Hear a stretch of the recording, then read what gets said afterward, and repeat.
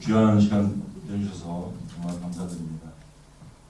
제가 이제 전문가는 아닙니다. 일반 시민의 입장인데 그럼에도 불구하고 여러분들 앞에 이렇게 감히 서고자 이렇게 요청드렸던 이유는 제가 느끼는 이 기후변화 문제의 절박성에 비해서 이 사회가 너무 논의를 안 하고 있고 또한 아무런 대책도 가지고 있지 않다라고는 안타까운 마음이 있어서 감히 용기를 낸 겁니다.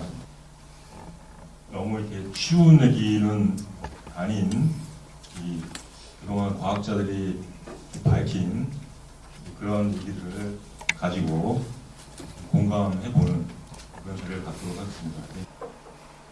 차분하게 중학교 물상 시간으로 돌아갔다라는 정도의 마인드를 가지시면 될 것 같거든요. 그러니까 여기 나오는 이제 과학적인 내용들이 고등학교 물리까지도 아니고 그냥 중학교 물상 정도면 다 소화할 수 있는 그런 얘기들인 것 같아요. 그래서 먼저 대기과학의 금자탑이자 지구온난화의 아이콘이라고 하는 이 너무나 유명한 이 그래프를 소개를 해드리겠습니다. 이거는 너무너무 유명한 그래프라서 이름은 이제 킬링 곡선인데요. 사람을 죽이는 곡선이다라는 뜻이 아니고 킬링이라고 하는 과학자가 만든 곡선입니다. 이 그래프는 여기 축을 보시면은 1960년, 65년, 70년 쭉 해가지고 2015년, 2018년까지 이렇게 돼 있죠. 이건 연도를 나타내는 것이고요. 그 다음에 310, 320, 330, 40 쭉 해서 410까지 쭉 올라가 있죠.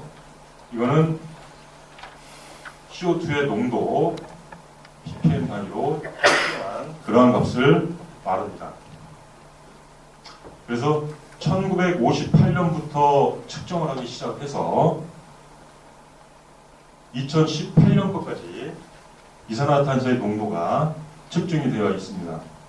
킬링이 1958년에 하와이에 있는 해발 4,000m 마우나로아 산에 올라가서 2005년도에 사망할 때까지 매일같이 4시간마다 실제로 측정을 해서 그래프를 그린 겁니다.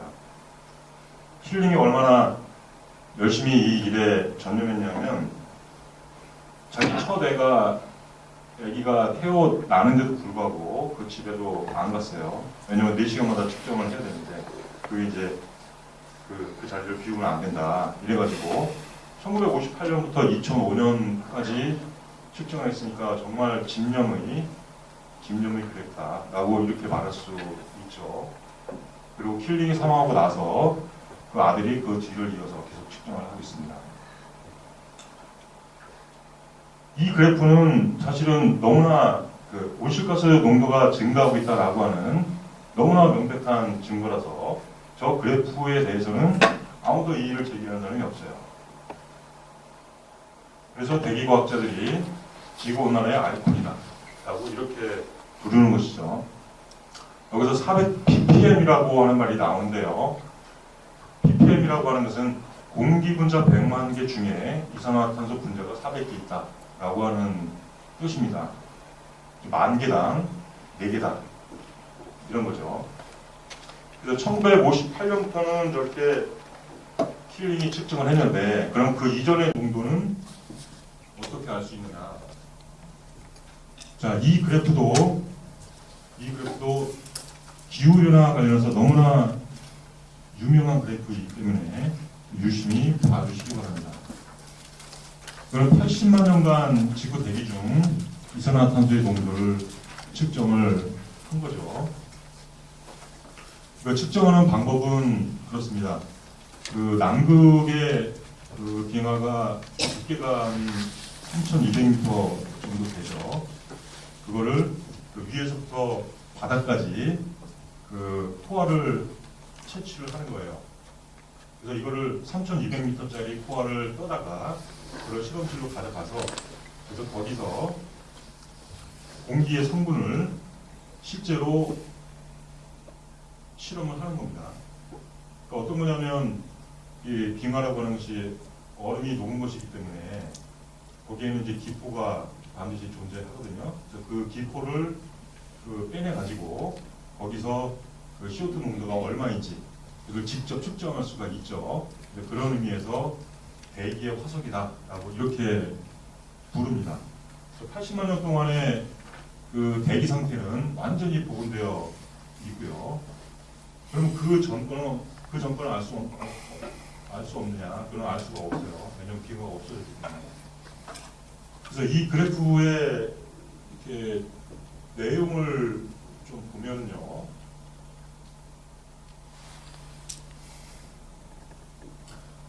네, 이거는 1000년 단위로 눈금을 매겠죠.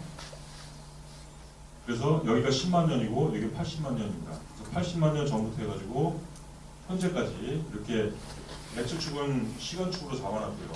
그 다음에 여기는 이제 이산화탄소의 농도입니다. 자, 그래서 보시면 이렇게 진동을 하고 있죠. 이렇게 이제 진동을 하고 있는데 그 하한선을 보면은 이게 150, 60, 70, 80 이렇게 180 ppm 정도이고 그다음에 상한선을 보면 280 ppm 정도입니다. 그래서 80만 년 동안은 지구 대기에서의 이산화탄소의 농도는 180 ppm에서 280 ppm 사이를 이렇게 진동을 하고 있습니다. 자, 그러다가 우리가 조금 전에 봤던 이 킬링 곡선을 갖다 붙이면 어떻게 되냐면, 자, 여기가 산업혁명 이전에 280 ppm이죠. 여기서부터 수직으로 이렇게 상승을 하고 있죠. 그래서 어디까지 올라갔냐면 이제 411 ppm까지 이렇게 이제 올라간 겁니다. 그리고 이 빙하기하고 간빙기하고 온도 차이는 한 5도 정도 그렇게 되고요. 그럼 저러한 자연적인 기후변동, 자연적인 이산화탄소의 그 변화, 그거를 촉발시키는 페이스메이커는 뭐냐? 그것 또한 완전히 과학적으로 밝혀져 있습니다. 저는 지구 궤도의 변화이거든요. 어떤 거냐면 그 지구가 그 태양의 주위를 공전을 하는데 그 공전이 완전히 동그란 원이 아니고 일정한 그 타원이거든요. 그래서 그 타원의 그 찌그러진 정도를 이심률이라고 하는데 어떨 때는 원에 가깝다가 어떨 때는 아주 많이 찌그러졌다가 이제 그러한 그 10만 년 주기로 태양과의 거리가 달라집니다. 그래서 태양과의 거리가 달라지기 때문에 태양으로부터 오는 에너지 값이 달라지죠. 그런 이유가 하나가 있고, 그 다음에 또 하나는 그 지구의 자전축이 지금 23.5도죠. 저 공전 면에 비추어 볼 때 23.5도 이렇게 이제 피트로 서 있어요. 근데 여기 항상 23.5도가 아니고 22.5도하고 그다음에 24.2도하고 이렇게 이제 자전축이 이렇게 진동. 그거는 태양으로부터 지구까지의 거리가 그 달라지는 것이 아니고 태양이 지구에 그 에너지를 전달하는 그 각도의 문제라서 지구에 이제 그 에너지 순환에 그 변화를 갖다 주는 거죠. 이런 게 있고요. 또 하나는 그 똑바로 이렇게 서 있는 것이 아니고 자전축이 그 팽이처럼 이렇게 뱅글뱅글 돌아가고 있어요. 요것 또한 그 에너지 순환에 영향을 미치게 되는 거죠. 이 세 가지 10만 년, 2만 9천 년, 4만 천 년, 이 지구 이 궤도의 그런 변화가 저러한 그 빙하기와 간빙기의 그 기후 변동을 낳는 페이스메이커이다 라고 하는 것도 과학자들에서 완전히 밝혀졌습니다. 처음 계산한 사람은 밀란코비치이기 때문에 밀란코비치 주기다 이렇게 이제 부르고요. 그런데 이 뒤에 나온 이 뒤에 나온 280 ppm 이후의 치솟은 이거는 자연적인 이유에 의해서 배출되었다라고 아무도 그렇게 설명을 못해요. 아마 자연적인 이유에 의해서 이산화탄소가 저렇게 많이 배출됐다라고 하는 것을 누가 밝힌다면 그 사람은 바로 노벨상을 탈 겁니다. 그래서 저 폭증한 CO2 농도를 자연적인 원인에 의해서는 전혀 설명을 못합니다. 네, 그러면 이 CO2 농도가 높아지는 것이 기온 상승을 초래하는 그 메커니즘을 보면은요, 이것을温室 효과라고 이렇게 부르죠. 근데요, 일단 이거는 그 빛과 기체 사이에 이 작용하는 그 모습 때문에 그렇거든요.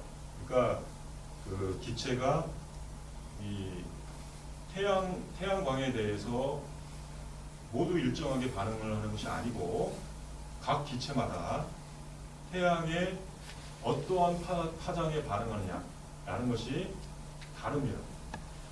그러니까 이 태양에서 지구로 날아오는 그 빛은 여러분 그 제일 많이 날아오는 게 어떤 거죠? 가시광선이죠. 우리가 보는 것이 다 가시광선이죠. 가시광선이 제일 많이 날아오고 그 다음에 어떤 게 있습니까? 자외선이 있죠.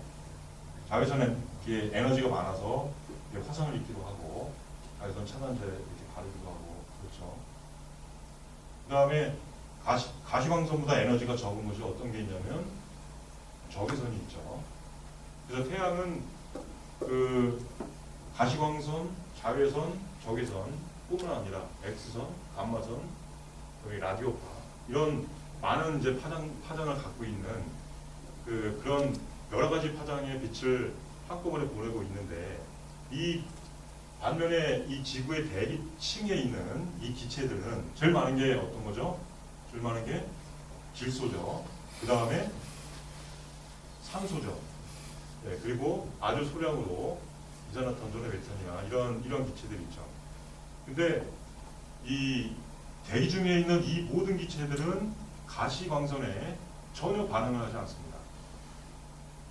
그 얘기는 뭐냐면 태양광이 대기층을 통과할 때 에너지를 잃어버리지 않고 그대로 다 지표면까지 온다는 얘기예요. 일정한 이제 반사되는 것만 빼고. 그래서 가시광선에는 이 기체들이 전혀 반응을 하지 않는다라는 것이고요. 자, 그러면 반면에 지구 복사라고 하는 이 개념을 이렇게 이해를 할 필요가 있어요. 그러니까 지구도 태양처럼 빛을 냅니다. 무슨 얘기냐면 여러분 그 할리우드 액션 영화 같은 거 보시면 이 건물 안에 있는 사람을 밤에 찾기 위해서 킬러가 찾기 위해서 안경을 쓰면은 그 사람의 움직임이 그런 영화 안 보셨나요? 그 안경이 어떤 거냐면 그 적외선 망원경이에요. 그거는 그 사람이 그 체온이 37.5도이기 때문에 사람도 전자기파를 방출합니다. 빛을 내는 거예요.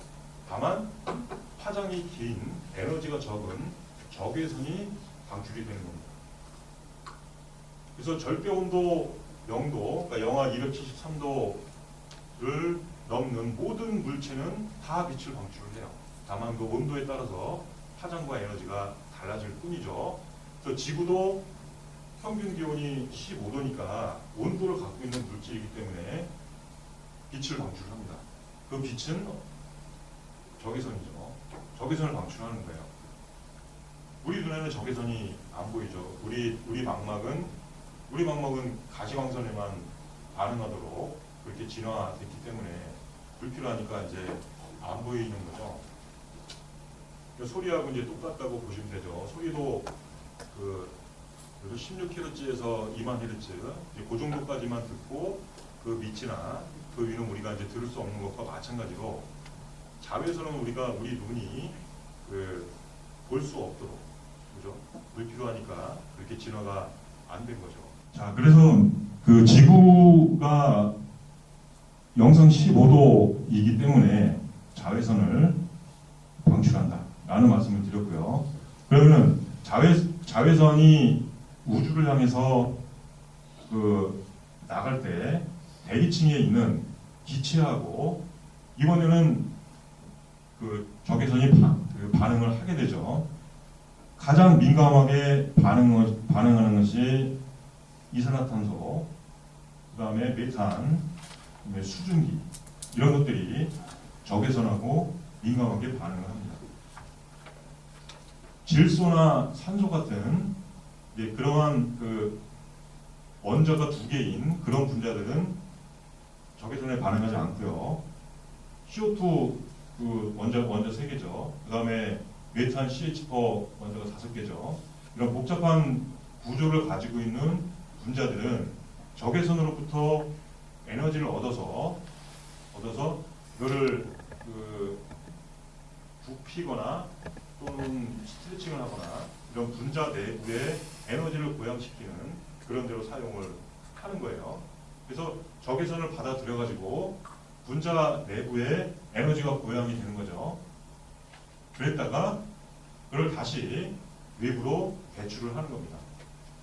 그 외부로 배출을 할 때 그것이 전 방향으로 배출이 되기 때문에 어떤 거는 우주로 날아갈 것이고 어떤 건 다시 지표면으로 돌아오겠죠. 그래서 지표면으로 돌아오는 그러한 부분이 바로 온실 효과를 일으키는 온실가스 작용을 하는 그런 뒷부분이 되겠습니다. 그래서 지구를 향하는 이 에너지가 대기의 온도를 높이는 것이고 온실기체가 없다면 지표면의 온도는 영하 18도 훨씬나 실제 지표면 온도는 15도죠. 이 33도의 차이는 온실가스가 열을 붙잡고 있기 때문에 그러한 것입니다. 그렇다면 당연히 대기 중에 온실가스가 많으면 많을수록 그러면 공기의 온도가 높아지겠죠. 이건 너무나 당연한 얘기죠. 산업혁명 이후로 기온이 급속히 상승을 하고 있는데요. 이 자료는 이 해양대기청 노아가 제공을 한 것입니다. 노아하고 이 항공우주국 나사가 1880년부터 2018년까지의 지구의 기온 기록 139년 동안의 온도 기록을 전부 다 갖고 있어요. 그래서 그 기간 동안에 평균을 0으로 잡았을 때 온도가 어떻게 변하고 있는지 그걸 이제 편차로 나타낸 그림이 되겠습니다. 네, 그래서 19세기 후반부터 1940년까지, 그러니까 여기서부터 여기까지 이렇게 10년마다 0.1도 정도씩 올랐고요. 그 다음에 여기서부터 여기까지 기간, 여기는 기온은 안정돼 있었고요. 그 다음에 다시 1980년부터 해서 2018년까지 10년마다 0.23도씩 이렇게 오르고 있는 추세에 있습니다. 2016년에는 1880년에 비하면 기온이 1도씩 오른 것이고요. 이거를 좀 더 정확히 보면 139년 동안 가장 더웠던 5개 연도는 최근에 2018년부터 2014년까지 최근에 5개 연도가 가장 더웠던 그런 독일 연도입니다. 그 다음에 저기서 이 표를 보실 때 이 편차라고 하는 것은 1880년부터 2018년까지의 각 연도별 지구의 평균 기온과 해당 연도의 기온과 그의 차이를 나타내는 것이죠. 그래서 2016년이 가장 더웠던 해고 5개 연도가 차례대로 있습니다. 영국 기상청은 향후 5년간 기온을 예측하면서 가장 더웠던 5년의 랭킹은 계속 깨질 것이다. 이렇게 얘기를 했죠. 이 기록은 나사와 노아가 2019년 2월 6일에 낸 그런 보고서를 옮긴 것입니다. 자, 그 다음에 이번에는 해양으로 한번 가보죠. 이 붉은색 실선은 기온 상승의 추세를 나타내는 것이고요. 그 다음에 이 푸른색 실선은 표층 해수의 온도 상승을 나타내는 것이죠. 표층 해수는 보시면 요 0이라고 하는 숫자는 1955년부터 2010년까지의 평균을 말하는 것이고요. 그래서 요거를 보면 0.6도씩 이렇게 상승했다라고 하는 그런 것을 알 수 있죠. 해수의 온난화는 폭우나 해수면 상승, 산호의 퇴조, 바다의 산성화, 각 지역에서 빙하의 해빙을 초래하고 있는데 이 모든 것들을 차례대로 앞으로 살펴보겠습니다. 그러면 이런 기온과 표층 해수의 온도 상승이 지구 여러 곳에 미치는 그런 영향들을 좀 보고자 하겠습니다. 오늘은 5군데 정도를 살펴볼 것이고요. 먼저 산불의 문제인데요. 온난화가 산불의 발생률을 높일까? 라고 하는 문제가 있죠.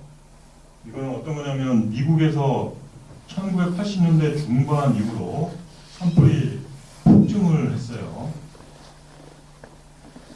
그러니까 횟수로는 4배 증가하고 면적으로는 6배 증가하고 1986년 이후에 이제 그러한 일이 갑자기 발생을 했는데 그럼 그 원인이 무엇이냐 라는 것을 가지고 많은 논쟁이 있었습니다. 당연히 관리소홀로 인한 것이 아니냐 라고 하는 입장이 강하게 대두가 됐겠죠.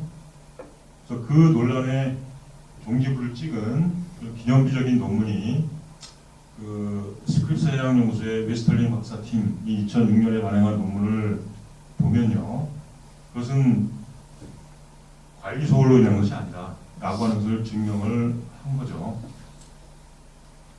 그러니까 폭증하는 산불이 발생한 그 위치를 보면은 이 로키산맥의 중단에 해발 2,000m 정도 되는 이제 그런 산속이에요.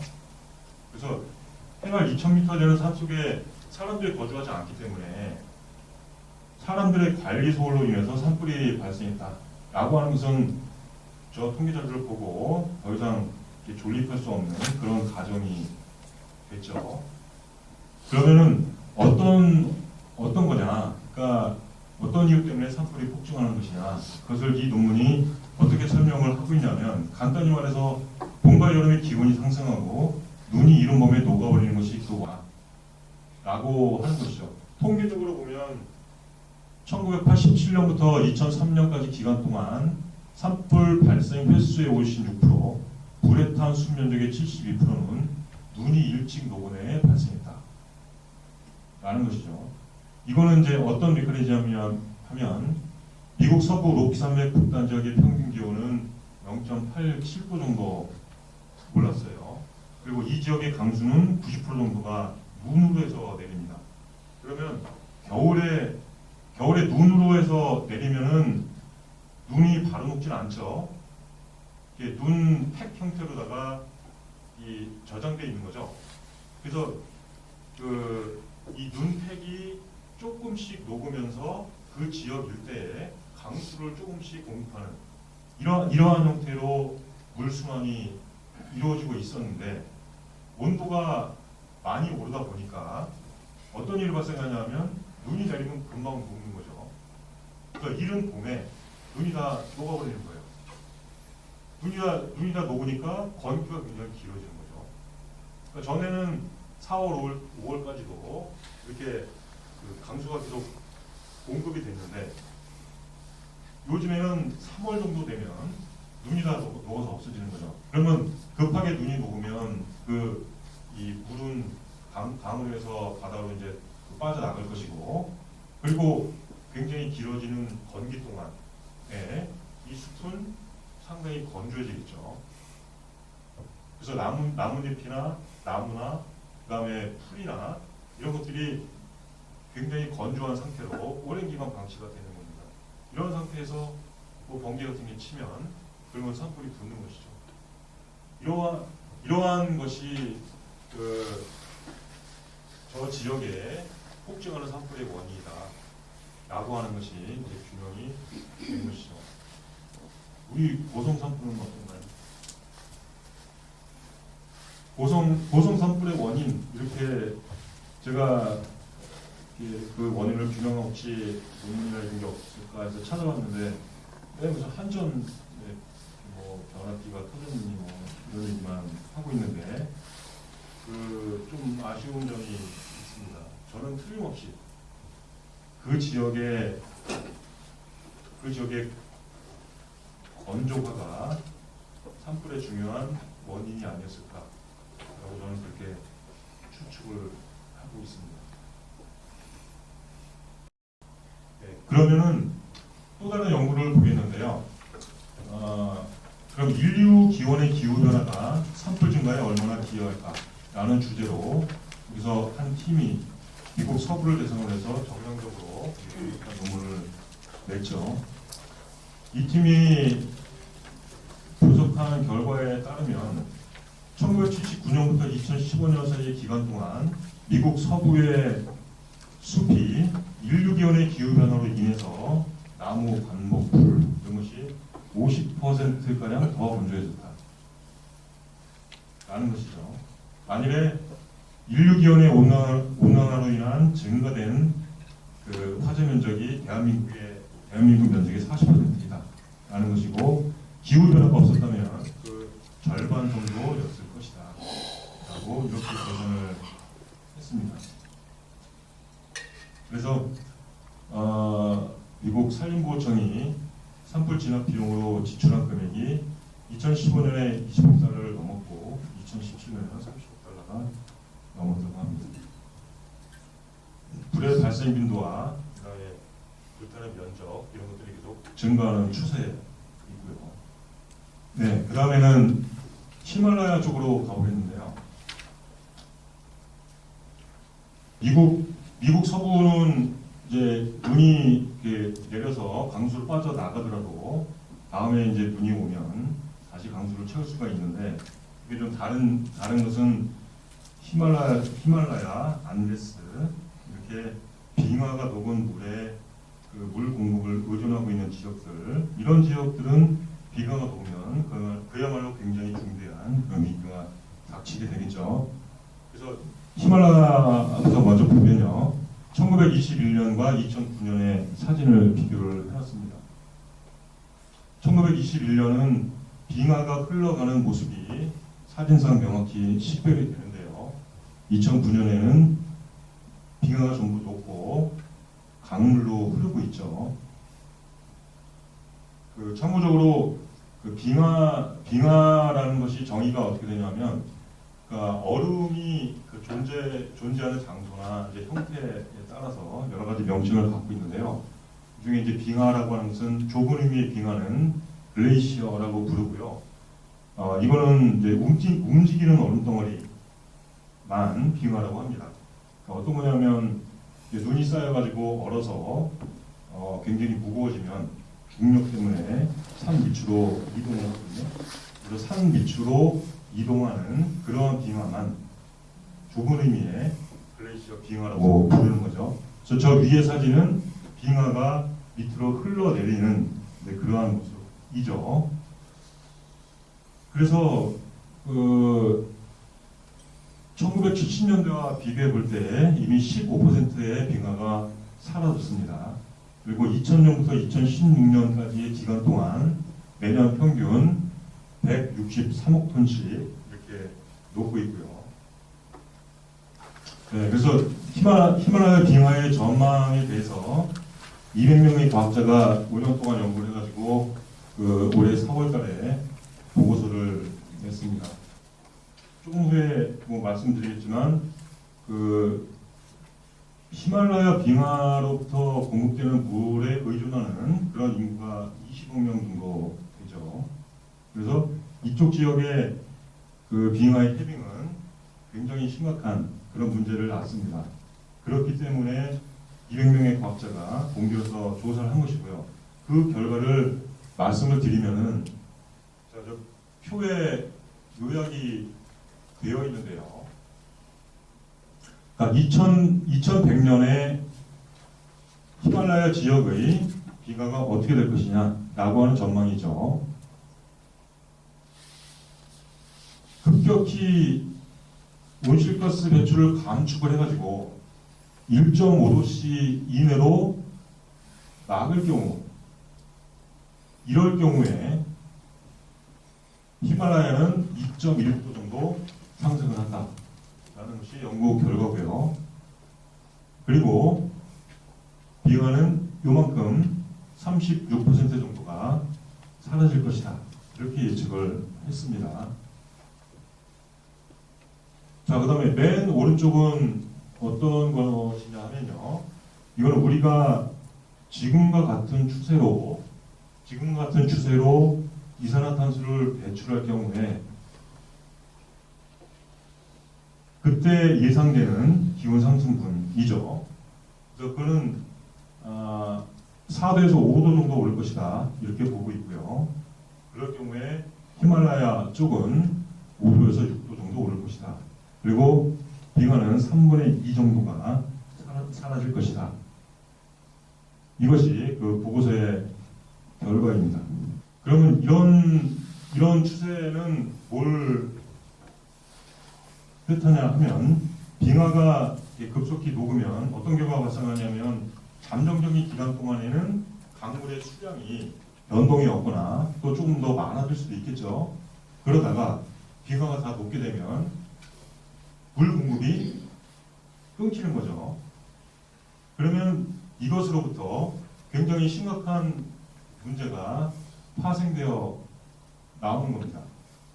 그럼 이 팀이 예측을 하는 것은 이 2050년, 2060년 그 정도 되면은 이 물 공급이 상당히 줄어들 것이다. 이것이 이 보고서의 결론이죠. 히말라야 빙하가 중요한 이유는 물 공급을 이 빙하에 의존하기 때문인데요. 이 지도를 이렇게 좀 보시면, 자, 여기 파란색으로 이렇게 칠해준 부분이 해발 2000m 정도 되는 고산지대이고, 그리고 이것이 여기 인더스강, 겐지스강, 브라마투라강, 양자강, 그 다음에 황하강, 이렇게 5가지 큰 강의 발원지가 됩니다. 그러니까 히말라야에서 녹은 물이, 그죠? 이 5개 강의 상수원의 수원지가 되는 거죠. 특히 여기 인더스 강을 보면, 이 인더스 강은 이 히말라야에서 발원을 해가지고 여기 파키스탄을 거쳐가지고 이렇게 아라비아해로 이렇게 이동해 가죠. 그리고 여기에 인디아하고 파키스탄의 접경지대가 이제 존재합니다. 그리고 겐지스 강과 브라마투라 강은 이렇게 동쪽으로 해서 그 벵골만으로 빠져나가게 되는 거죠. 이 5개 강에 의존하는 인구가 14억 명이고요. 그리고 강 하류를 포함해서 인더스 강물 전체의 26%, 이거를 히말라야 빙하가 녹은 그 물이 공급을 하고 있습니다. 만일에 수량이 감소하게 되면 곧바로 식량 공급이 문제가 발생을 하겠죠. 중요한 거는 그 빙하는 형성되는데 수백 년 동안 걸렸기 때문에 빙하가 한번 사라지게 되면 그 다음에는 회복되는 데까지 아주 장구한 세월이 걸린다라는 것입니다. 저 강에 의존하는 수억 명의 사람들은 물 공급을 어디서 받을 수가 없는 그런 상태로 처해 있는 거겠죠. 그러면 당연히 물을 가지고 전쟁이 발생을 할 수밖에 없는데요. 인도와 파키스탄 사이에서 심각한 문제가 이렇게 발생을 하고 있습니다. 먼저 최근의 일인데 2019년 2월 14일 날 파키스탄 군인들이 인도의 캐시미르 지역에 폭탄을 터뜨려서 40명의 인도 병사를 죽였습니다. 그리고 인도는 2월 26일 날 제트기로 공습을 해서 파키스탄 지역 시 근처에 폭탄을 투하를 했고요. 그리고 그 보복으로 다시 그 제트기를 격추를 시켰고요. 이 양 나라가 핵탄두를 각각 140개씩 이렇게 가지고 있죠. 파키스탄 수상의 말이 무시무시합니다. 이 사태가 악화되면 종래에 무슨 일이 벌어질지 생각하지 않을 수 없다. 이렇게 말을 하고 있죠. 이 분쟁이 발생하고 있는 이제 그 배경을 좀 살펴보면요. 자, 이게 인도수강이죠. 여기가 인도 국경이죠. 요 안쪽이 인도고, 그다음에 저 위에 있는 요쪽이 파키스탄입니다. 그래서 겐지스강 발원지가 이렇게 인도 쪽을 흘러가지고 이렇게 파키스탄 쪽으로 이렇게 걸쳐 나가죠. 그리고 이 지류의 강들을 보면 라비라든가 체납이라든가 옐람이라든가 이런 강들은 다 파키스탄 영토 내에 있습니다. 그런데 파키스탄 영토 내에 있지만 인도의 주장은 어떤 거냐면 이 상류가 인도의 국경 내에 있기 때문에 이 강의 지분이 우리한테 있다라고 이렇게 주장을 하는 거죠. 그래서 그 분란을 그 세계은행이 중재를 해서 1961년에 그 조약을 하나 체결을 하는데요. 그 조약이 어떤 내용이냐면 요 동쪽에 있는 요 강들, 그러니까 파키스탄 국경에 속했더라도 요 동쪽에 있는 요 세 개의 강, 이것은 그 인도가 갖고, 그다음에 이 서쪽에 있는 옐람강, 그다음에 소한강, 저는 서쪽에 있는 강들은 파키스탄이 가져라라고 이렇게 협정을 맺은 거예요. 다만 조건이 어떤 거냐면 각각이 세 개씩 관리를 한다고 하더라도 상대방이 관리하는 그 강에서 댐을 짓거나 또는 뭐 가정용 식수로 사용하거나 이런 것들은 다 허용한다. 다만 그것을 낭비하지 않도록 그러한 주의 의무를 진다. 라고 하는 것이 IWT라고 하는 조약이었어요. 그 조약 가지고 인도하고 파키스탄이 분쟁이 없이 40년 가까이 이렇게 잘 지내왔던 거죠. 그러다가 문제가 생긴 것이 어떤 거냐면 이 밑에 있는 것이 그 인도가 체납강에다가 짓고 있는 댐입니다. 그리고 인도가 이거 하나뿐만이 아니고 굉장히 여러 개의 댐을 짓는 그런 이제 계획을 승인을 해서 급속히 추진을 하고 있어요. 그래서 그 IWT 조약에 의해서 볼 때 그 인도가 저 체납강에다가 파키스탄 관리인 체납강에다가 댐을 짓는 것은 조약 위반은 아닙니다. 지어도 된다고 했기 때문에. 근데 저런 댐들을 인도가 너무 많이 짓는 거예요. 너무 많이 짓기 때문에 파키스탄 입장에서 보면 그러면 파키스탄의 물 사용에 심각한 문제가 발생할 우려가 있다라고 주장을 하는 것이죠. 그러한 점들이 인도와 파키스탄 사이에 분쟁의 초점이죠. 그러면 2060년 이후에 인더스강에 강물이 마를 것이다 라고 두 나라 다 알고 있죠. 그러면 저 강에 가서 어떻게 강물을 선점할 거냐, 당연히 그렇게 생각을 하는 것이죠. 이런 것이 두 나라의 지금 이렇게 분쟁의 핵심이고 핵전쟁의 가능성이 있는 그런 아주 위험한 분쟁 지역이다라고 저는 생각합니다. 네, 그 극단적인 기후 사건으로 손꼽히는 사건이 2003년 여름에 유럽을 강타했던 폭염 또는 열파 사건입니다. 알프스 나무태기 기록에 의하면 2500년 만에 가장 뜨거운 여름이었다. 이렇게 얘기를 하고 있는데요. 프랑스에서 15,000명이, 그다음에 독일에서 7,000명이, 스페인에서 4,000명이 이렇게 에노라는 선진국들에서 대량의 사망자가 발생을 했죠. 강수량은 평소보다 10%가량이 적었고, 그 다음에 극심한 가뭄과 충격으로 이렇게 시달려야 했습니다. 그래서 이 사건이 아주 예외적인 그런 사건인지 아니면 앞으로도 발생 가능한 사건인지 그걸 가지고 과학자들이 많은 연구를 했고요. 그 사망자를 많이 초래한 그런 뭐 의학적인 그런 과정을 보면, 제가 의학 전문가는 아닙니다만 이렇게 되는 것 같아요. 그러니까 우리 몸이 37도에서 가장 잘 작동을 하죠. 그래서 그것보다 조금만 더 온도가 높아지게 되면, 그럼 그거를 감지를 하고 심장이 혈액을 피부 쪽으로 보냅니다. 왜냐하면 그 피부를 통해서 땀을 배출해가지고 땀이 증발하면서 열을 갖고 가니까 그 몸이 약간 식게 되겠죠.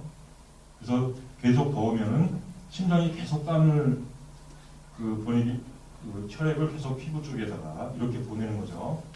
그러면 어떤 일이 발생하냐면 심장 자체가 굉장히 묽어지고, 또 하나는 이 증발을 한다는 거예요. 그러니까 혈액에서 물이 증발을 하죠. 땀으로도 배출돼 나가지만 또한 증발도 하게 됩니다.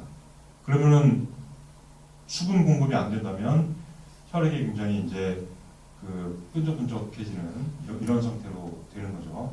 그러니까 뇌에 혈액 공급이 안 되는 거고, 그 다음에 근육에도 혈액 공급이 잘 안 되게 되는 거죠. 그래서 위경련이라든가 이런 것들로 이제 고통을 받게 되는 것이고요.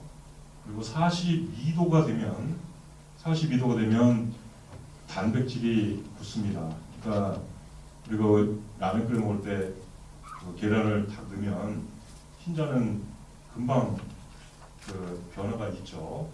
그래서 그 단백질이 급속히 변화되는 그 온도가 42도 정도라고 그렇게 얘기를 합니다. 그러면 단백질이 어떤 거냐면 그 개소 활동의 매개체인 효소가 전부 다 단백질로 되어 있고요. 호르몬이 전부 다 단백질로 되어 있고요. 그러니까 42도가 넘으면 우리 신체 기능이 작동을 못하게 되는 거죠. 그래서 심장이 무리를 하게 되니까 심장마비가 오고, 열사병이 오고, 뇌졸중이 오고 이런 거죠. 그래서 그 집에서 사망한 그 노인의 그 치움을 잡으니까 41도였다고 합니다. 노인들은 그 열 변화, 그러니까 열 감지가 아무래도 조금 더디기 때문에 본인이 고통을 받는 것을 늦게 자각을 하게 된다고 하고요. 그래서 대부분이 그 밤에 주무시다가 이렇게 사망을 한 것으로 이렇게 추정이 됩니다.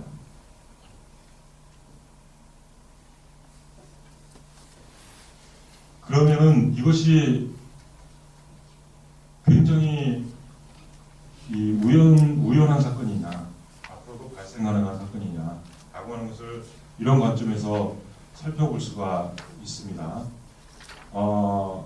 이게 곡선, 정규분포 곡선 이렇게 세 개를 그려놨는데요. 처음에 이제 왼쪽에 있는 빗금친, 파란 빗금친 이 부분은 1961년부터 1990년 기간 동안에 유럽 여름의 기온 분포입니다. 그러면 요 정규분포로 볼 때 2013년에 발생했던 요 사건, 이거는 이제 온도죠, 온도. 요 사건은 발생 가능성이 굉장히 낮은 그런 사건이 되겠죠. 그런데 요 두 번째 요 정규 분포를 보면 1990년부터 1999년 사이의 분포입니다. 그래서 요 분포로 볼 때 그때는 발생 가능성이 조금 더 높아졌죠. 맨 오른쪽은 2003년부터 2012년 이때의 기온 분포이죠. 그러면은 이 가능성이 글쎄요 5% 이내로 이렇게 들어왔죠. 그러니까 문제는 평균적인 그 기온이 높아지기 때문에 오른쪽으로 정규분포 곡선의 중심축 이동을 한다는 것이고, 그러면 이러한 우연적인 사건들이 발생할 가능성이 점점 높아진다라고 하는 것을 뜻하게 되는 것입니다. 그래서 이 어떤 연구팀은 시뮬레이션을 해봤는데요. 2003년 여름에 그 반복 발생 가능성에 대해서 자 보시면 이게 절대로 어려운 그래프가 아닙니다. RCP 2.6, RCP 4.5, RCP 6.0, RCP 8.5. 그거는 이제 IPCC가 대표 농도 경로라고 규정한 이 네 가지 시나리오를 말합니다. IPCC는 기후변화에 관한 정부 간 협의체죠. IPCC는 지금 현재 존재하고 있는 가장 권위 있는 그런 유엔사나 기후변화 대응을 위한 그런 정부 간 협의체입니다. 그러니까 유엔 환경기획과 그 세계 기상기구가 합쳐서 만드는 것이고요. 195개 국가가 참여하고 있고, 지금 현재 회장은 이회성이라고 하는 한국 사람이죠. 사실은 가장 권위 있는 그런 국제기구이죠. IPCC 말고는 권위 있는 기구가 없으니까. 그래서 IPCC가 하는 이 가장 중요한 일은 돈이나 한 번씩 보고서를 내는 것이고요. 그 다음에 배출권 거래자라든가 이런 기후변화 대응을 위한 여러 제도들을 이렇게 기획하고 정부에 권고하고 이런 일들을 하고 있는 거죠. IPCC 보고서는 어떤 과학자들이 수천 명씩 참여를 해서 이렇게 보고서를 내기 때문에 거의 이론이 있을 수 없는, 오히려 너무 보수적이고 모든 사람이 동의하는 것만 쉽기 때문에 위험성에 대해서 경고하는 이제 그런 역할을 너무 안 하는 거 아니냐라고 하는 비판을 받을 정도예요. 그래서 모든 과학자들이 동의하는 수준의 그런 얘기들만 평가 보고서에 쓰고 있죠. 그래서 RCP 2.6이다라고 하는 것은 그 인류가 배출을 극도로 감축을 해가지고 온도를 1.5도 정도로 막을 때, 이제 그때 이제 그런 경로이다라고 말씀드릴 수 있고요. 근데 RCP 2.6으로 될 것이다라고 이렇게 보는 사람은 기상학자는 아무도 없는 것 같아요. 벌써 1도 올랐는데 0.5도로 어떻게 막겠어요? 좀 비관적으로 보이고요. 그다음에 RCP 8.5는 비즈니스 에즈 유절이라고 하는 유명한 말이 있죠. 비즈니스를 지금처럼 한다. 지금까지 해왔던 것처럼 살아간다. 지금까지 살아온 것처럼 살아간다 라고 했을 때 RCP 8.5가 된다는 얘기예요. 어떻습니까?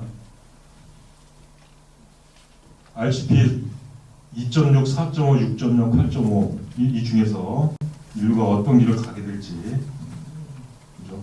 RCP 8.5는 어떤 학자에 따라서는 4, 5도 정도 오를 것이다 라고 보기도 하고, 어떤 학자는 6도 오를 것이다, 10도 이상도 오를 것이다, 이렇게 이제 보고 있어요. 근데 어쨌든 지금 인류는 RCP 8.5의 경로로 가고 있습니다. 그러면 2003년의 그 사건을 RCP 8.5에서 바라보면 어떻게 되냐면요. 이게 지금 2003년 사건이에요. 2020년에 이렇게 되고 2030년에는 그러한 여름이 거의 매해 오는 거죠. 2040년대에는 그 해 여름은 별거 아니고 더 더운 날이 훨씬 많아진 거예요. 그러다가 2090년에는 너무 시원한 날이 되는 거죠. 그죠? 이렇게 되는 거죠. 저는 저 그래프를 보면서 저렇게 되면은 아까 말씀드렸던 건강에 치명적인 그런 위험이 오는 42도가 그게 아주 너무 시원한 날이 된다는 건데 저러한 열파를 어떻게 견딜 수 있을까? 가능할까? 이런 걱정이 많이 들었습니다.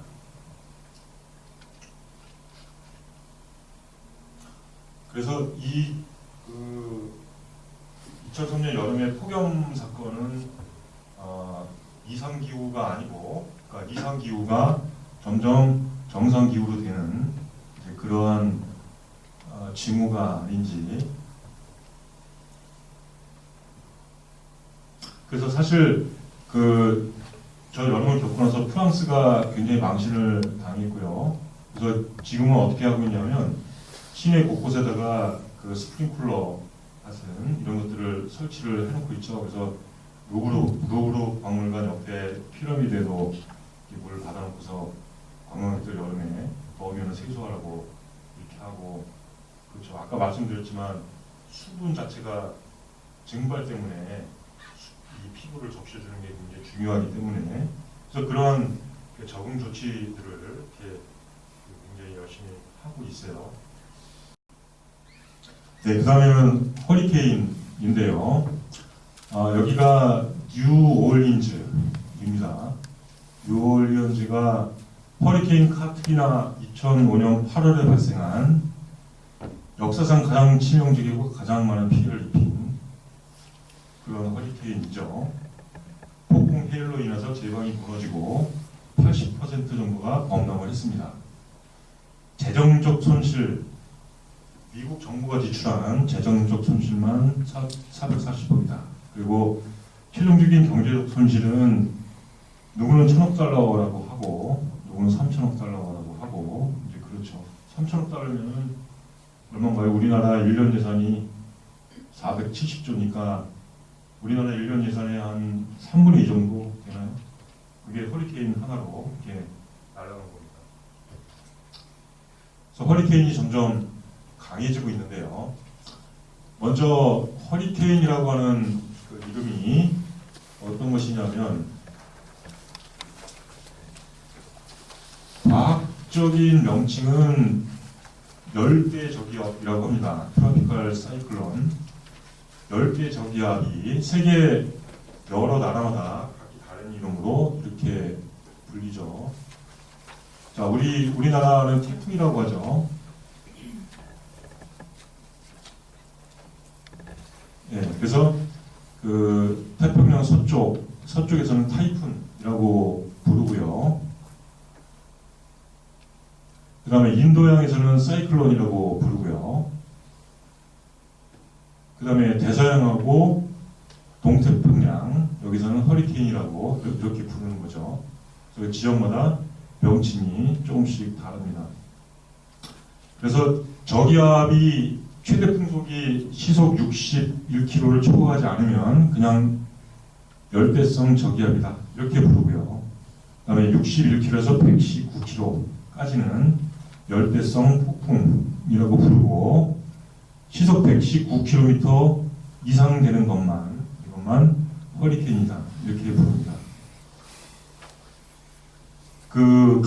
강해지는 허리케인의 원인이 무엇인지, 얼마나 더 강해질 건지 이런 걸 좀 이해를 해보기 위해서 중학교 때 배웠던 중학교 물상 시간에 배웠던 그 얘기를 좀 더 한번 기억을 되살려 보죠. 먼저 증발, 응열, 장열 이런 개념들이 있어요. 자, 그래서 이게 그 얼음이고 이게 액체 상태의 물이고 이게 이제 수증기가 되겠죠. 액체 상태의 물이 수증기로 되는 것을 증발이라고 하고요. 그 다음에 이 수증기가 물로 되는 것을 응결이라고 하는 것이죠. 그런데 증발과 응결은 온도의 변화가 없으면서도 상당히 많은 에너지를 필요로 합니다. 그러니까 이 액체 상태의 물이 수증기로 되기 위해서 1g당 600칼로리의 열을 가해줘야 되죠. 그래서 저 600칼로리의 그 열이 가해지는 동안 이 물의 온도는 변화가 없는 것이고요. 그래서 저것을 잠열이라고 합니다. 자, 그 다음에 또 하나 우리가 이해를 해야 되는 것은 이제 포화 수증기압이라고 하는 개념인데요.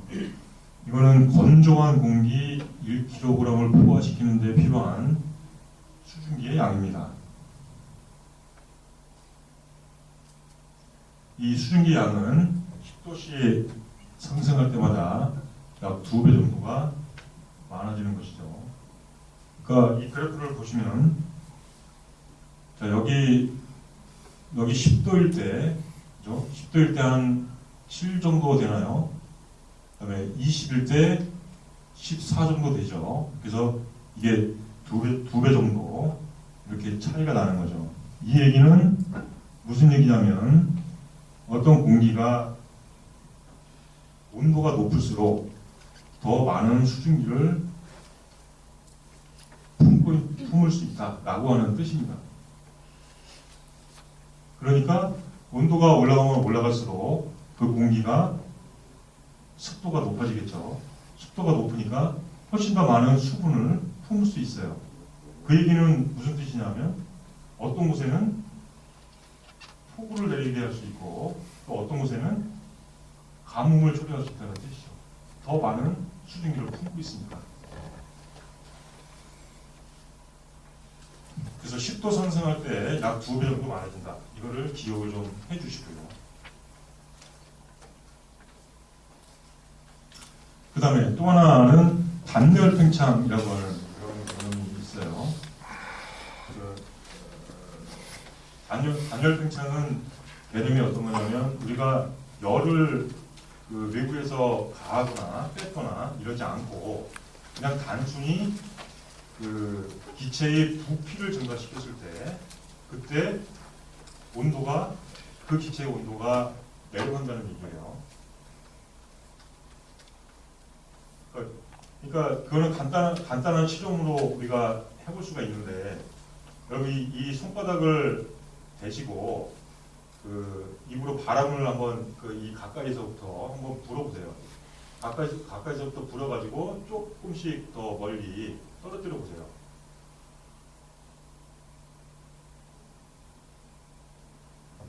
가까이 있을 때 보다 이렇게 조금씩 떨어지면서 이게 부피가 팽창하기 때문에 조금씩 더 떨어지면 조금 더 시원해지죠. 부피가 이제 여기 조금이었다가 이렇게 퍼지면서 좀 많아졌잖아요. 기체의 부피가 증가했기 때문에 온도가 내려가는 겁니다. 이런 거를 단열 냉각이라고 하는 거예요. 그래서 이 단열 냉각은 여기 이제 구름의 생성 과정을 보시면 되는데, 그래서 기체 상태에서 위로 올라가면서 부피가 증가하지 않습니까? 왜냐하면 압력이 작아지니까 공기 덩어리가 압력이 작아지니까 기체가 그 부피가 커지겠죠. 부피가 커지면 어떻게 되냐면 온도가 내려가죠. 온도가 내려가면 그 안에 있던 그 공기에 수증기가 응결이 되는 거죠. 그래서 수증기 기체가 액체로 바뀌는 거예요. 기체가 액체로 바뀌고 그러면서 뭐를 내놓냐면 아까 보았던 잠열을 내놓는 거죠. 그죠? 다시 한번 말씀드리면 단열 팽창하면서 공기 덩어리가 부피가 증가하기 때문에 온도가 내려가고 온도가 내려가면 포와 수증기압이 도달을 해서 수증기가 액체로 바뀐다. 그리고 액체로 바뀌면서 그래서 잠열을 내놓는다. 그러니까 그 주변은 시원해진다. 자, 이게 우리가 허리케인, 강화되는 허리케인을 원인을 이해하기 위해서 필요한 사전적인 과학 지식입니다. 그럼 이제 허리케인의 형성 과정을 좀 먼저 보겠는데요. 이거를 저기 미국 앞에 그 멕시코만이라고 상상을 해보시죠. 멕시코만 또는 카리브해. 자, 이렇게 상상을 해보시고,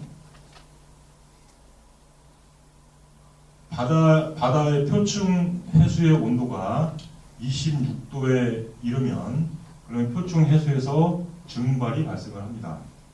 물이 증발을 하는 거예요. 그럼 물이 증발을 하면은, 그러면 어떤 일이 발생하냐면 이 공기 안에 수증기가 많이 포함되어 있다는 뜻이죠. 그러면 수증기가 무거울까요? 아니면은 공기가 무거울까요?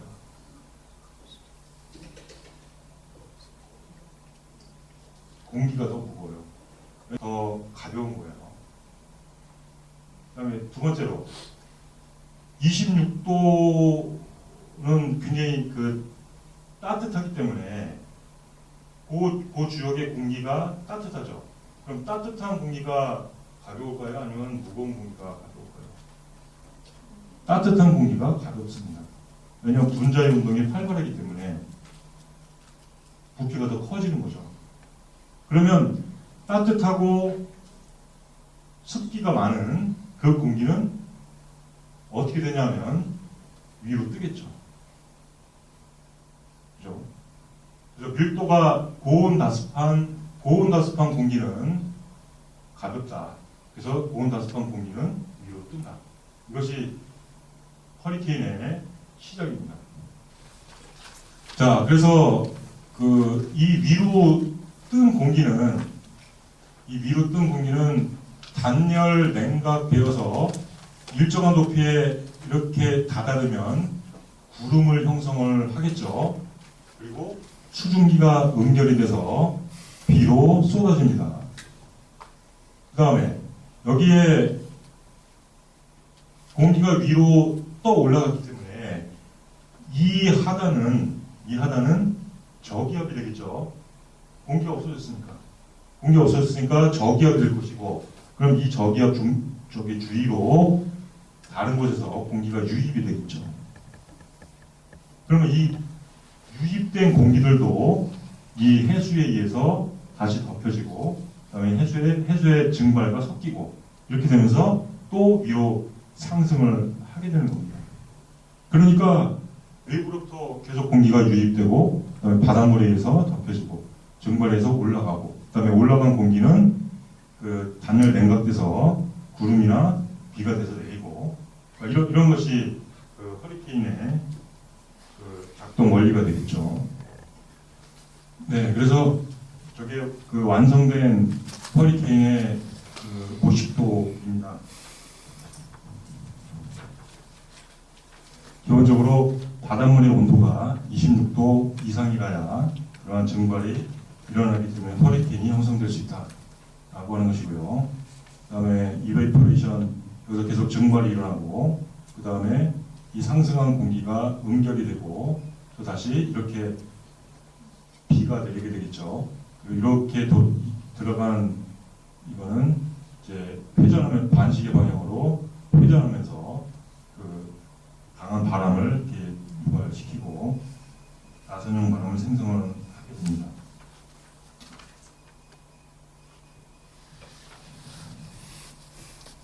그러면은 이게 증발이 돼서 위로 올라가면서 여기 응결이 되니까, 그러면 수증기가 에너지를 내놓고 그리고 물로 바뀌기 때문에 그 에너지가 수증기가 내놓은 에너지, 그것이 허리케인에 계속 쌓이게 되는 거죠. 그것이 바로 허리케인의 동력이 되는 겁니다. 그래서 수증기가 내놓은 잠열, 허리케인을 움직이는 동력이다.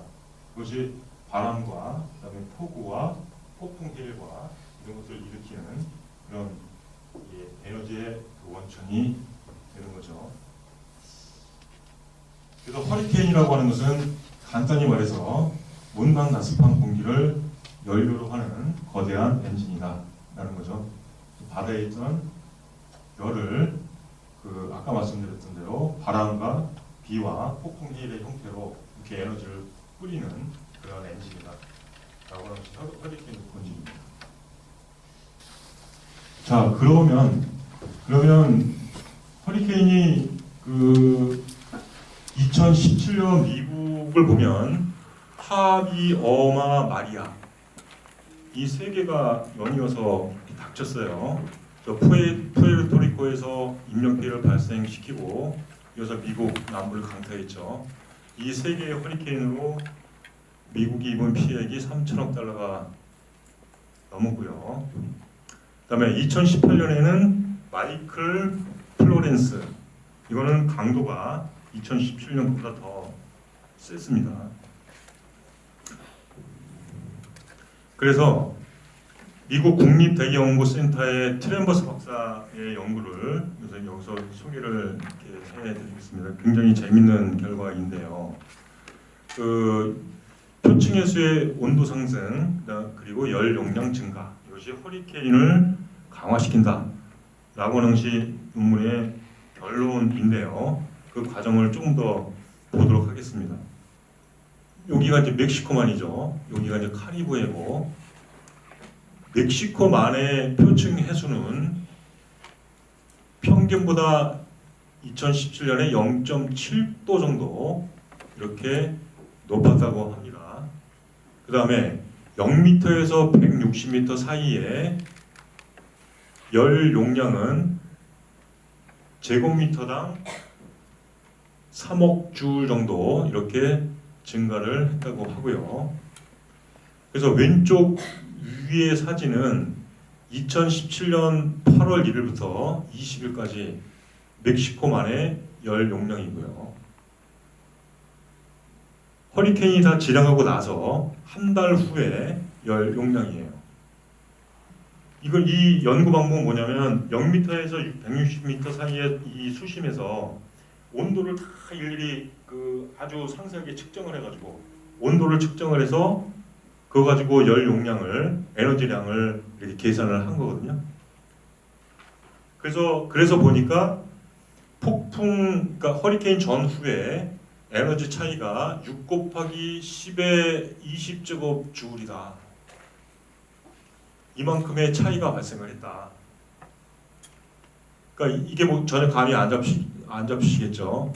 이거를 이제 히로시마 원자폭탄 1000만 개에 해당하는 에너지이다 라고 하는 겁니다. 그리고 하비가 지나간 후에 멕시코만의 표층 해수의 온도는 2도 정도 내려갔습니다. 그러니까 이 얘기는 어떤 얘기냐면 멕시코만의 표층 해수가 가지고 있던 열의 형태로 가지고 있던 이 에너지를 하비가 폭우와 폭풍 해일과 바람으로 전부 다 사용한 것이다. 거꾸로 말하면 허리케인의 바람, 폭우, 폭풍 해일은 그 에너지 어디서 온 거냐? 멕시코만의 뜨거운 바다로부터 온 것이다 라고 하는 것이 이 논문의 결론입니다. 그러니까 그 얘기를 저 얘기로부터 우리가 명확히 알 수 있는 것은 온도가 오르면 바다의 온도도 올라가겠죠. 바다의 온도가 올라가면 허리케인이 더 강화되겠죠. 무슨 과학의 법칙상 너무나 명확한 겁니다. 그다음에 허리케인 관련해서 이제 말씀 하나가 남았는데요. 허리케인의 그 등급이 있어요. 사피어 심슨 등급이라고 하죠. 아까 말씀드렸듯이 카테고리 1은 그 시속 119km부터 153까지를 뜻하는 것이고요. 그리고 이때 스톰 서지라고 했는데 이건 폭풍 해일입니다. 그러니까 해안 지역의 도시들은 폭풍 해일 때문에 피해를 많이 입는 거죠. 폭풍 해일은 뭐냐면 간단히 말해서 바람이 몰고 온 그 파도예요. 그러니까 허리케인이 가지고 있는 그 어마어마한 에너지가 바다의 파고를 엄청나게 높여서 그거를 가지고 해안가를 덮치는 거죠. 그래서 허리케인 얘기를 할 때는 이 폭풍의 일의 예상 파고 이런 것까지 넣는데요. 그래서 카테고리 1은 폭풍의 일은 1.2에서 1.5m이다 라는 것이고, 그 다음에 카테고리 4를 보시면은 시속 210km부터 249km까지이고, 그 다음에 폭풍의 일의 파고는 4에서 5.5m 정도이다. 그리고 피해 정도는 모든 문짝이 부서진다는 것이고, 그 다음에 창문이 깨지죠. 그 다음에 이동주택은 다 파괴된다. 이게 카테고리 4고요. 그 다음에 카테고리 5는 지금 현재는 시속 250km 이상이고, 그 다음에 폭풍의 일의 높이는 5.5m 이죠. 그래서 데미지는 이거는 파국적이다. 그 다음에 빌딩, 그 다음에 지붕 이것이 무너진다. 그 다음에 나무가 쓰러진다. 이게 이제 카테고리 5가 되겠죠.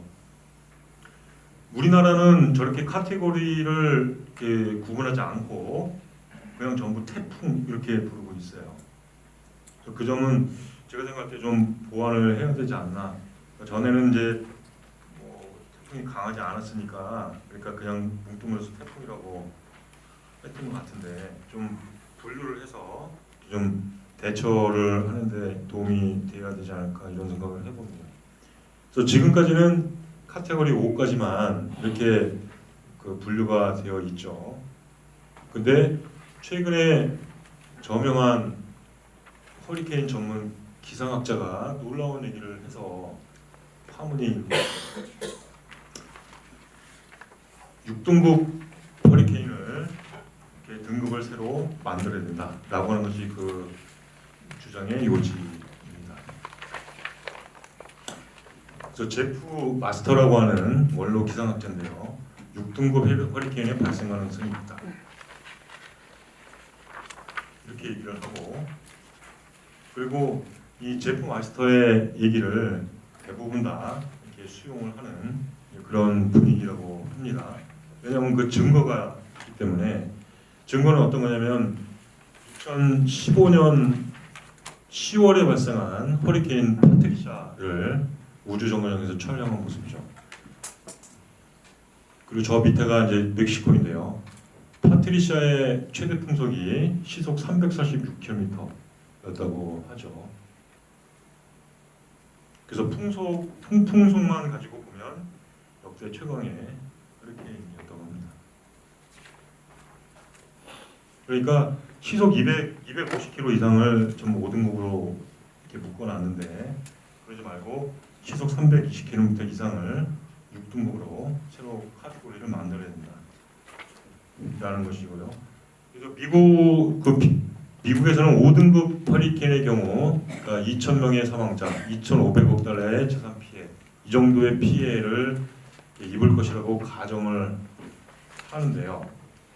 그러면 320km 이상의 허리케인은 그럼 어느 정도의 피해를 입힐 것이냐, 그건 이제 상상을 잘 못하고 있는데, 근데 어쨌든 이런 정도의 허리케인은 나무의 뿌리를 뽑는 게 아니고 나무의 껍질을 벗긴다라는 그런 얘기죠.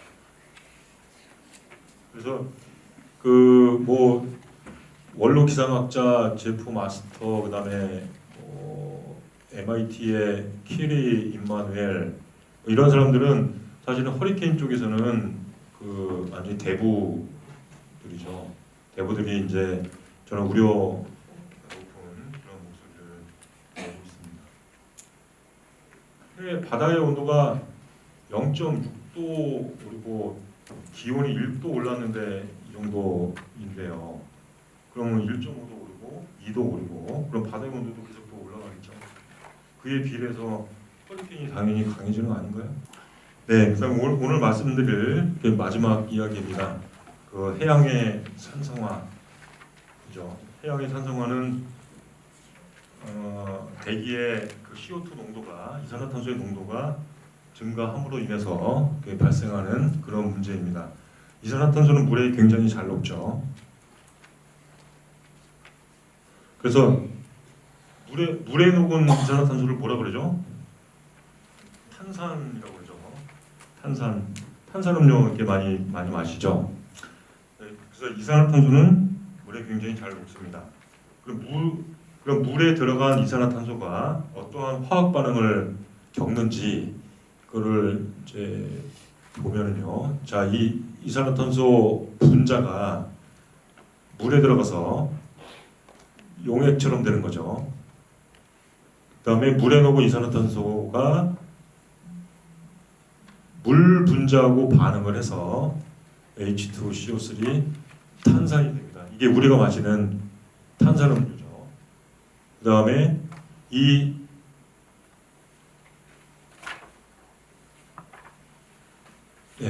탄산은 중탄산염과 그다음에 수소 이온으로 다시 해리가 되고요.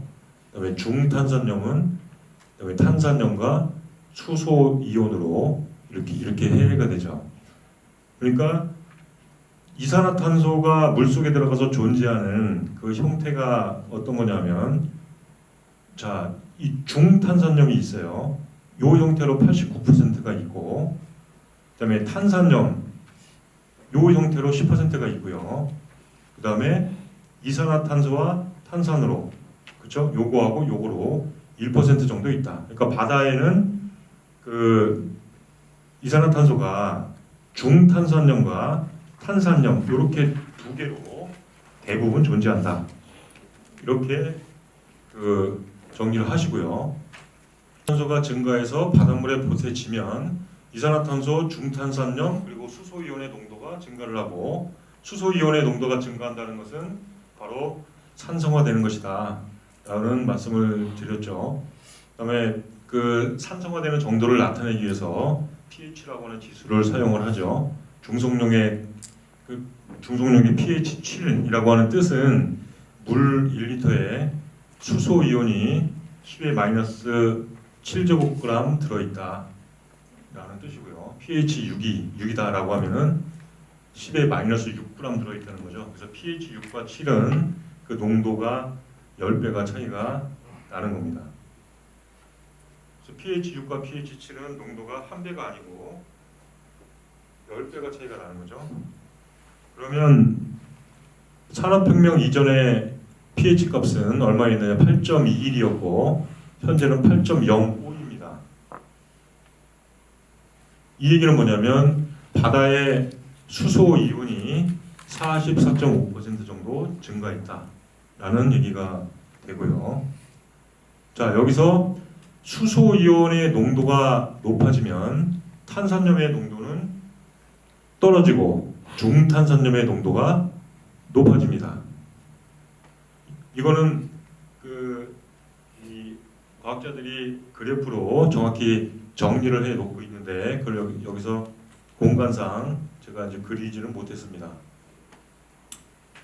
자, 요 중탄산염하고 그다음에 탄산염하고 요거 사이에 이제 관계가 되는 것인데, 그러니까 수소 이온이 증가하면 증가할수록 수소 이온이 증가하면 증가할수록 수소 이온이 탄산염하고 결합을 해서 중탄산염의 형태로 이렇게 존재를 하게 된다. 그러니까 이 결합이 수소 이온의 농도가 높으면 높을수록 이게 결합을 해서 중탄산염으로 많이 되기 때문에, 그 얘기는 뭐냐면 바닷속에 탄산염의 농도가 줄어든다는 뜻이 되겠죠. 여기서 결론은 탄산염의 농도가 줄어든다라는 겁니다. 그럼 이것이 왜 중요하냐? 탄산염의 양이 줄어들게 되면 탄산칼슘의 형성도 감소되겠죠. 그러니까 여기 탄산염이 줄었어요. 그럼 이게 결합을 해야 탄산칼슘이 될 텐데, 탄산염의 농도가 줄었으니까 당연히 탄산칼슘의 양도 감소하겠죠.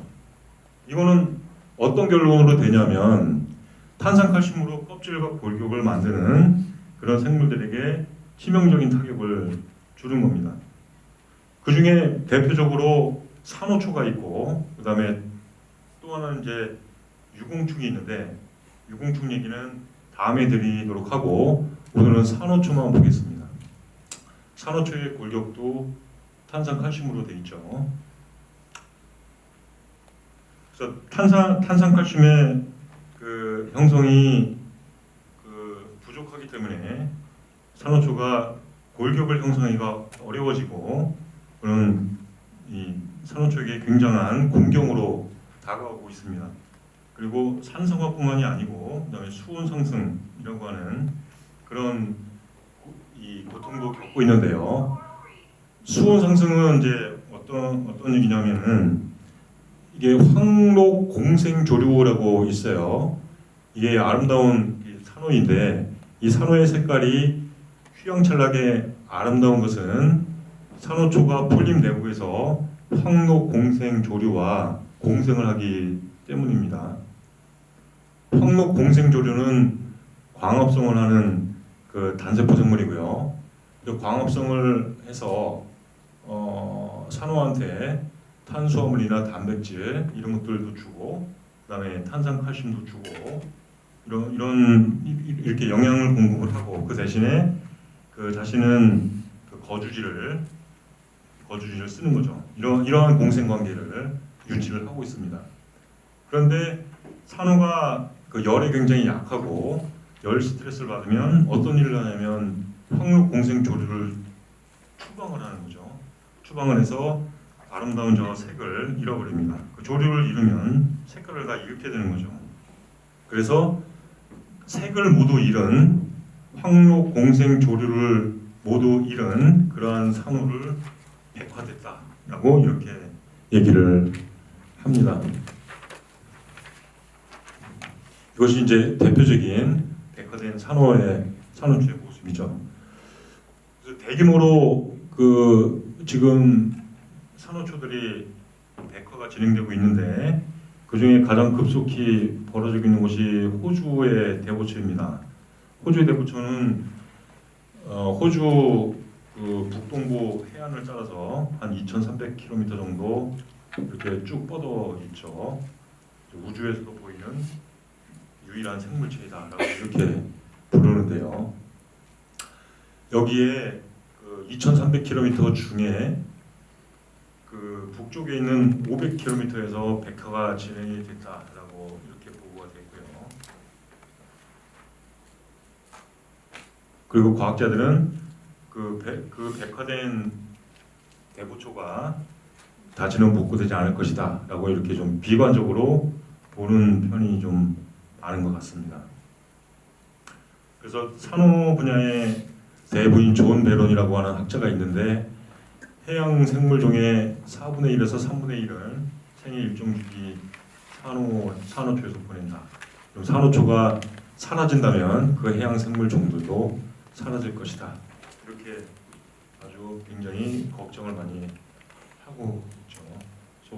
그래서 최근에 호주가 수십억 달러 들여서 대보초 살리기 프로젝트에 착수를 했는데, 수십억 달러 가지고 살릴 수 있을지 장담하기 어렵죠. 과학자들은 좀 비관적으로 보는 편이죠. 왜냐하면 해양의 산성화, 그다음에 해양의 온난화 이런 문제들이 있는데, 그걸 프로젝트를 진행한다고 해서 될 얘기냐? 차라리 정부가 온실가스를 줄이는 것이 합당하지 않느냐? 호주가 석탄을 굉장히 많이 생산하죠. 우리나라도 호주에서 석탄을 많이 사오지 않습니까? 대보초의 미래가 이렇게 밝은 것 같지는 않습니다. 그래서 그 산호초는 열에 굉장히 약하기 때문에 1도 정도 상승한 상태가 지속되면 그러면 전멸할 가능성이 크다라고 하는 것이 과학자들의 예측입니다. 예, 우선 오늘 얘기를 마치도록 하겠습니다. 감사합니다.